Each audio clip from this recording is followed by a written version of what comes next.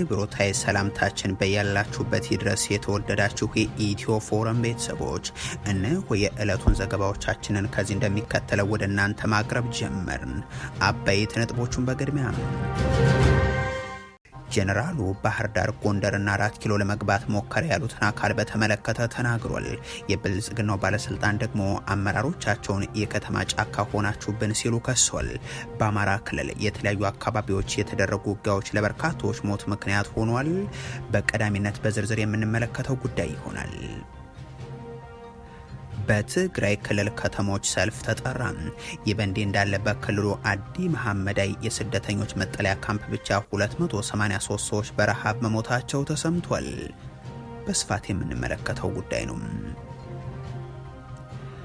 በፉከራ የሚመጣ ነገር የለም ሲሉ ጀነራል ሳሞራ የኑስ ተናገሩ። ሻዕቢያ በትግራይ 2 ዓላማዎች አሉት የሚሉት ጀነራል ሳሞራም ክልሉ ወጣት አልባ የሆነ ነው ሲሉም አክሏል። ታደምጡታላችሁ። በወልቃይት ቀጠና ሁመራ በተነሳ ተቃውሞ ወጣቶች መገደልና መቁሰላቸው ታወቀም። ኮሎኔል ደመቀ ዘውዱ ደግሞ የህግ ማስከበር እርምጃችን ተጠናክሮ ይቀጥላል ሲሉ ገልጸዋል። ተጨማሪው ተዘጋጅቷል። ጦርነቱ ወደ ኢትዮጵያ ይስፋፋል ሲል የጸጥታው ምክር ቤት አስጠነቀቀም። ይህ ማስጠንቀቂያ የወጣው የሀገሪቱ ጦር ወደ ኢትዮጵያ የድንበር ቀጠና ጦርነቱን ወስዷለው ካለ ከቀናት በኋላ ነው። ሌላኛው መረጃችን ነው። ዶናልድ ትራምፕ በበርካታ ሀገራት የነበሩ አምባሳደሮቻቸውን ጠሩ። የምስራቅ አፍሪካ ሀገራትን ጨምሮ አምባሳደሮቹ የተጠሩባቸው ሀገራት ዝርዝርም እየተገለጸ ይገኛል። የተወደዳችሁ የኢትዮ ፎረም ቤተሰቦች አብራችሁን ስትቆዩ እነዚህንና ሌሎችን መረጃዎችን ታደምጣላችሁ። ሰናይ ቆይታ ይሆንላችሁ። ጀነራሉ ባህር ዳር፣ ጎንደርና 4 ኪሎ ለመግባት ሞከረ ያሉትን አካል በተመለከተ ተናግሯል። የብልጽግናው ባለስልጣን ደግሞ አመራሮቻቸውን የከተማ ጫካ ሆናችሁብን ሲሉ ከሷል። በአማራ ክልል የተለያዩ አካባቢዎች የተደረጉ ውጊያዎች ለበርካቶች ሞት ምክንያት መሆናቸውም ታውቋል። ዛሬና ትናንት ውጊያ ቀጥሎ ከተደረገባቸው አካባቢዎች መካከል በጎጃም ቀጠና ሉማሜ፣ ደብረ ኤልያስና ጃዌ፣ በሰሜን ወሎ ቀጠና መርሳ ዙሪያና ላሊበላ አቅራቢያ ብልበላ አካባቢ የተደረጉት ይገኙበታል። እነዚህ ሁሉ ስፍራዎች የተከናወኑትና በደርዘን የሚቆጠር ሰው የተገደለባቸው ዘመቻዎች የተደረጉት የመንግስት ወታደሮች የፋኖ ኃይሎች ይገኙባቸዋል ወዳሏቸው አካባቢዎች ያከናወኑትን ዘመቻ ተከትሎ ነው። የፋኖ ኃይሎች እንደ መርሳ፣ ጠዶት፣ ጎጃም ቀጠና ማርዘነምና ሉማሜ እንደዚሁም ሰሜን ወሎ ብልባላና በሰሜን ጎንደር ደግሞ በዳባት አቅራቢያ የተደረጉት ውጊያዎች ላይ ከደረሰው ሰብአዊ ጉዳት ባሻገር በርካታ የጦር መሳሪያን ያገኘንበት ነው ሲሉ አሳውቋል። እነዚህን አውደ ውጊያዎች በተመለከተ ከመከላከያ ሰራዊቱም ይሁን ከክልሉ የብልጽግናው መንግስት በኩል የተባለ ነገር የለም። እንዲያም ሆኖ በክልሉ ጦርነት በርካታ የሀገሪቱ ወጣቶችን ማግደው እያስጨረሱ ካሉ ጀነራሎች መካከል አንዱ የሆኑት የሰሜን ምዕራብ እዝ አዛዡ ሌትናንት ጀነራል ብርሃኑ በቀለም የሚዋጉት አዲስ አበባ፣ 4 ኪሎ፣ ጎንደርም ባህር ዳርም ያለውን ብልጽግና ለመጠበቅ እንደሆነ ሲናገሩ ተሰምተዋል። በጉልበት 4 ኪሎ ባህር ዳርም ጎንደርም በጉልበት መግባት አይፈቀድም። ባህር ዳር ላይ ከሚጠበቁት የብልጽግና ሹማምንት መካከል አንዱ የሆኑት የክልሉ ምክትል ርዕሰ መስተዳደር አብዱ ሁሴን ደግሞ የራሳቸው አመራሮችን ጫካ ያለው ፋኖ ብቻ ሳይሆን በከተማ ውስጥ ያላችሁ እናንተ አመራሮችም ጫካ ሆናችሁብን ሲሉ አማረዋል። ጫካ ያለውን በሰላም ይማኛል ስለሆነ እናንተ እዚህ ከተማ ተቀምጣችሁ የኛ መምራት ይዛችሁ ጫካነታችሁ አቁሙ ለመጨረሻ። እንዲህ እየቀሰቀሱ ወደ አውደ ውጊያዎች የሚልኳቸው አመራሮች ግን የሚከፍሉት አላስፈላጊ መስዋዕትነት በተለያዩ የክልሉ አካባቢዎች እንደቀጠለ ይገኛል። ትናንት በሰሜን ሸዋ ዞን የወረዳ የሚሊሻ አዛዥና የወረዳ ሌላ ሰራተኛ መገደላቸውን መዘገባችንም የሚታወስ ነው። በትግራይ ክልል ከተሞች ሰልፍ ተጠራ። ይህ በእንዲህ እንዳለ በክልሉ በአዲ መሐመዳይ የሰራተኞች መጠለያ ካምፕ ብቻ 283 ሰዎች በረሃብ መሞታቸው ታውቋል።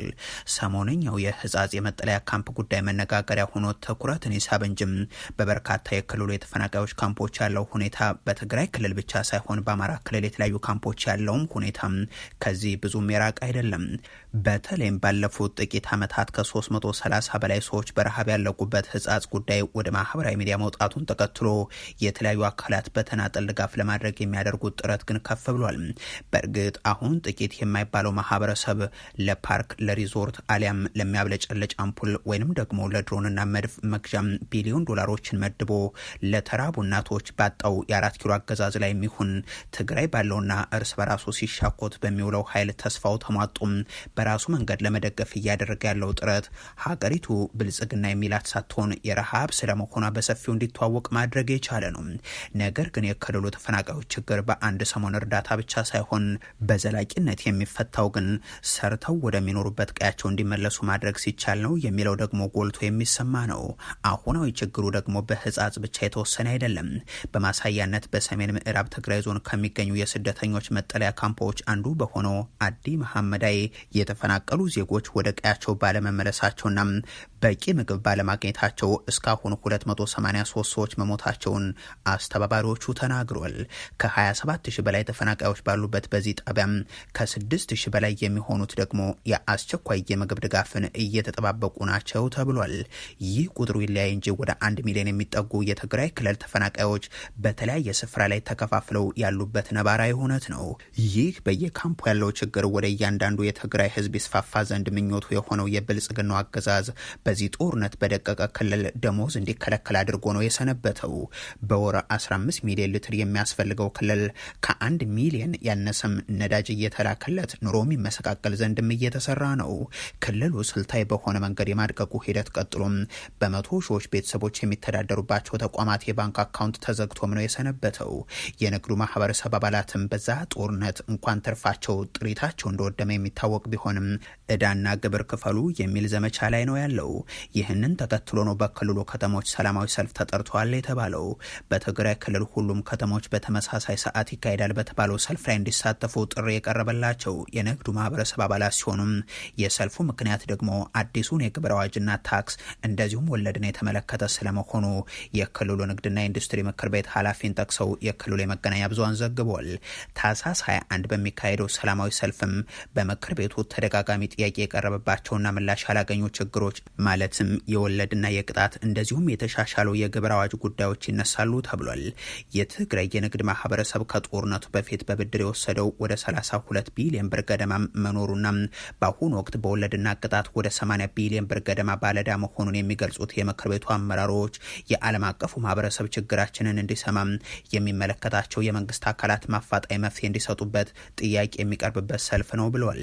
አሁን በመንግስት በኩል እየተደረገ ያለው ተጽዕኖ በትግራይ በጦርነቱ የተነሳ የደረሰውን ዘርፈ ብዙ ጉዳት ግምት ውስጥ ያላስገባና ኢፍትሐዊ መሆኑን አንስተው የኢትዮጵያ መንግስት ጥያቄያችንን ፍትሐዊ መሆኑን ተረድቶ አፋጣኝ ምላሽ እንዲሰጠን እንጠይቃለንም ብለዋል። በፉከራ የሚመጣ ነገር የለም ሲሉ ጀነራል ሳሞራ የኑስ ተናገሩ። ሻዕቢያ በትግራይ 2 ዓላማዎች አሉት የሚሉት ሳሞራም ክልሉ ወጣት አልባ የሆነ ነው ሲሉ አክሏል። ለ17 ዓመታት የኢትዮጵያ መከላከያ ሰራዊት ጠቅላይ ኤታማዦር ሹም የነበሩትና ጠቅላይ ሚኒስትር አብይ አህመድ ስልጣን በያዙ በጥቂት ወራት ውስጥ የተሰናበቱት ጀነራል ሳሞራ የኑስ በትግራይ ወቅታዊ ሁኔታ ላይ የሚሰጡትን ሀሳብ ቀጥለዋል። ከሰሞኑ በብልጽግናው ልሳናት በኩል የተሰራጨው ንግግራቸውም ሻዕቢያና የትግራይ ፖለቲከኞችን የሚወቅሱበት ነው። በትግራይ ክልል ውስጥ ያለው የጦርነት ስጋት የሚፈጠረው በሁለት ምክንያት ነው ይላሉ ጀነራሉ። የመጀመሪያው የፕሪቶሪያው የሰላም ስምምነት አለመተግበሩ ነው ሲሉ አንስተው በሁለተኛ ደረጃ ያስቀመጡት ደግሞ ጽምዶ የተሰኘውን ግንኙነት ነው። በተለይም ሻዕቢያ ላይ የሰላ ትችትን የሰነዘሩት ጀነራሉ መታወቅ ያለበት ሻዕቢያ 2 ዓላማን ይዞ ነው የሚሰራው። በአንድ በኩል ሊያዋጋን ይፈልጋል፣ ያ ካልተሳካ ደግሞ ትግራይን ከፌደራል መንግስቱ ጋር ለማቆራረጥ ነው ፍላጎቱ ባይ ናቸው። ይህ በጦርነቱ ወቅት በትግራይ ህዝብ ላይ ጥፋትን ያደረሰ አካል ጋር የሚደረግ ግንኙነትንም ህገወጥ ሲሉ ይገልጹታል። ሻዕቢያን በዚህ መጠን የሚተቹት ጀነራሉ ብልጽግናና እንዳይታሰሩ አደረኳቸው የሚሉላቸው አብይ አህመድ ከሻዕቢያ ጋር ሆኖ 100 ሺዎችን መግደላቸውን፣ 100 ሺዎችን ማስደፈራቸውን ምን ይሆን የሚለው ግን ሳሞራ ሲያነሱት አይደመጥም። ጠቅላይ ሚኒስትር አብይ አህመድ ስልጣን በያዙ በጥቂት ወራት ውስጥ የተሸኙት ጀነራል ሳሞራ የኑስ በብልጽግናው የእርስ በርስ ጦርነቶች ዋዜማ ሁሉ ማብራሪያን ሲያቀርቡ የሚታወሱ ሲሆን አሁን ደግሞ ድሮ ስለ ጦርነት ስሰብክ ኑር ያለው አሁን ግን ስለ ሰላም ነው የማነሳው ብለዋል። አሁን ትግራይ ውስጥ ለተፈጠረው ችግር አንዱን መርቀን ሌላውን ልንረግም አንችልም፣ ሁላችንም እጃችን አለበት የሚሉት ጀነራል ሳሞራም ትግራይ ወጣት አልባ የሆነች ነው ሲሉም አክለዋል። ብፈኸራ ዝመጽ ነገር የለን በፈኸራ ዝመጽ ለውጥ የለን ስለዚህ ሐዘ ናይ ተሐሳሰባ ለውጥ ይክልሎ ማለት ይኩሉ አው ኩላና በፉከራ የሚመጣ ለውጥ የለም። ያስተሳሰብና የባህል ለውጥ ያስፈልጋል። ና በሰፈሬ የታባህ ማለት ይብቃን። በስድብና በርግማን የትም አንደርስም። በሐሳብ ግን ነገሮችን መቀየር እንችላለን። ሁላችንም የትግራይ ችግር አካል ነን። የምንመርቀውም የምንረግመውም ሰው የለም። ነገር ግን የምንረግመው አካሄድ፣ የምንነቅፈው አሰራር ይኖራል። ፋይናሊ ምስና የትግራይ ኩነታት ክነዛምዶ ክንክእለለን ጄኔራል ሳሞራ የኑስ የትግራይ ሰራዊትን በተመለከተ ሲናገሩ ደግሞ በዲዲአር መፍረስ ያለበት በማለት ነው። የትግራይ ወጣት ወደ አዲስ አበባ እየመጣ ነው፣ በሌሎች አካባቢዎችም እየፈለሰ ነው። ትግራይ ወጣት አልባ የሚሆንበት ሁኔታ እየተፈጠረ ነው። ወደ አዲስ አበባ እየመጣ ያለው በጦርነት ስጋትና በስራ አጥነት ምክንያት ነው። ወጣቱ እየጎረፈ ነው። ስለዚህም የጦርነት ስጋቱን ማስወገድ ያሻል ብለዋል። ጄኔራሉ ሚሊዮኖችን ገድሎ ቢሊዮኖችን አውድሞ 100 ሺዎች እንዲደፈሩ ያደረገውናም በትግራይ ህዝብ ላይ የዘመተው ብልጽግናና አጋሮቹን ለምን መመከት አልፈለጉም ሲባሉ ያልተዘጋጀሁበትን ጦርነት አልገባበትም ብዬ ቀርቻለሁ። ከትግራይ በኩልም ጥሪ ያደረገልኝ አካል አልነበረም የሚል ምላሽ ከዚህ በፊት መስጠታቸው አይዘነጋም። በወልቃይት ቀጠና ሁመራ በተነሳ ተቃውሞ ወጣቶች መገደልና መቁሰላቸው ተነገረ። ኮሎኔል ደመቀ ዘውዱ ደግሞ የህግ ማስከበር እርምጃችን ተጠናክሮ ይቀጥላል ሲሉ ገልጿል። በሁመራ ተቀስቅሶ የነበረው ተቃውሞ በአካባቢው ያለው የነ ኮሎኔል ደመቀ ዘውዱ የብልጽግና አስተዳደርና የፌደራል መንግስት ወታደሮች ውሳኔን በመቃወም ነው። በአካባቢው በወርቅ ማውጣት ስራ ላይ ተደራጅተው ተሰማርተው የነበሩት ወጣቶች ስራቸውን እንዲያቆሙ መታዘዛቸው ተነግሯል። እነዚህ ወጣቶች ደግሞ ከፓርኩ አካባቢ ስራቸውን እንዲያቆሙ በጸጥታ አካላት ሲደረጉ ወደ ሁመራ ከተማ በመጓዝ ተቃውሞ አሰምተዋል። በዚህ ወቅትም የመንግስት ወታደሮች ተኩስ ከፍተውባቸው 2 ወጣቶች መገደላቸውን ነዋሪዎቹ ይናገራሉ። ከነዚህ ህይወታቸው ከጠፉ ወጣቶች ባሻገር ለጊዜው በቁጥር ያልታወቁ ወጣቶችን መቁሰላቸውን ነው ነዋሪዎቹ የሚያክሉት። በነ ደመቀ ዘውዱ አስተዳደርና በወጣቶቹ መካከል የተፈጠረውን ይህንን ግጭት ለመፍታት ትናንት ውይይት መደረጉም ታውቋል። ዳንሻ ላይ የተገኙት ኮሎኔል ደመቀ ዘውዱ ግን የህግ ማስከበር ዘመቻው ይቀጥላል የሚል ንግግር ነው ያደረጉት።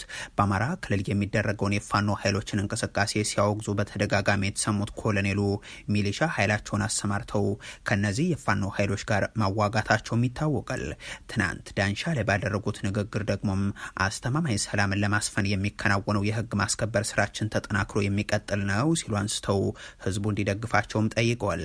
መንግስታችን እርምጃ እየወሰደባቸው ያለው ከግጭት አዙሪት ለመውጣት ነው በማለትም አብራርተዋል።